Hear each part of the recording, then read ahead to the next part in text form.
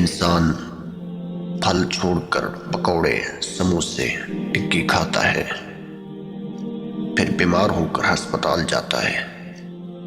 ہسپتال کے بستر پر وہ رشتہ داروں دوستوں کے لائے ہوئے سیب، مالٹے اور انگور کھاتا ہے، اور رشتہ دار خود ہسپتال کے باہر کنٹین ڈھابے پر بیٹھ کر سموسے، پکوڑے، نان گھی والی ٹکیاں کھاتے ہیں۔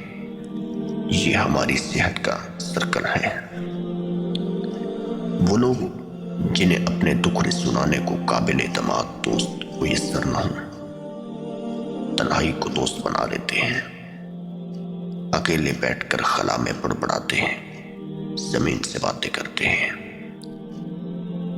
انہیں اس سے وہی راحت ملتی ہے جو مریض کو کراہنے سے ملتی ہے، مغموم کو سسکنے سے ملتی ہے، کیونکہ غم اگر دل میں گھر کر لیں تو گھٹن پڑ جاتی ہے۔